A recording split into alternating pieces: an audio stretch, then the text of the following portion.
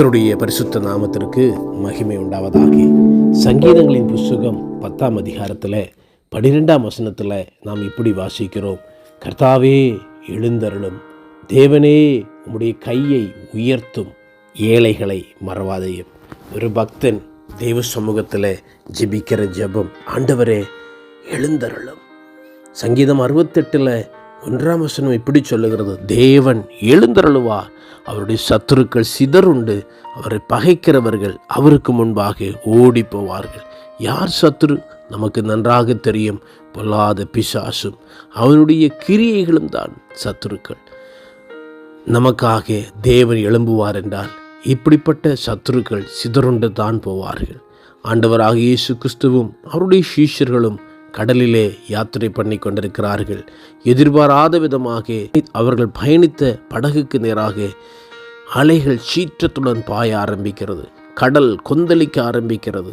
படகு உடையத்தக்கதாக அங்கே தண்ணீரினால் படகு மூடப்படக்கூடிய ஒரு சூழ்நிலைக்குள்ளாக தள்ளப்பட்டது.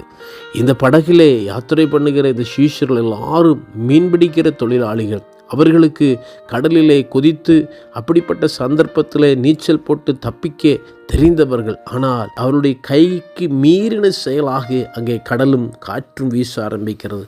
அந்த சந்தர்ப்பத்தில் கப்பலின் பின்னணியத்தில் படுத்து கொண்டிருக்கிற இயேசுவை அவர்கள் எழுப்புகிறார்கள்.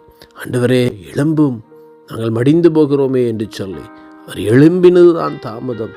வாயிலிருந்து வெளிப்பட்டது கட்டளை, இறையாதே அமைதலாயிரு என்று சொன்ன சந்தர்ப்பத்தில் அந்த நொடி பொழுதில் சீறிக்கொண்டிருந்த காற்றும் அலையும் அடங்கினது என்று வேதத்தில் வாசிக்கிறோம். பிரியமானவர்களே, உங்களுக்காக, எனக்காக, நமக்காக, நம்முடைய சபைக்காக கர்த்தர் எழுந்திதான் ஆக வேண்டும். அவரை எழுப்பிடுவோம். அவர் நமக்காக எழும்பிடுவார். நமக்கு விரோதமாக எழும்புகிற சகல சத்துருக்களின் கூட்டத்தையும் அவர் அடங்க செய்வார். சத்துருக்கள் இச்சகம் பேசி அடங்குவார்கள். தேவன் நமக்காக இந்த நாட்களில் எழுந்தருளுவாராக. அவர் நம்மை மறவாதவர். அவர் உங்களுக்காக எழுந்தருளுவார். God bless you.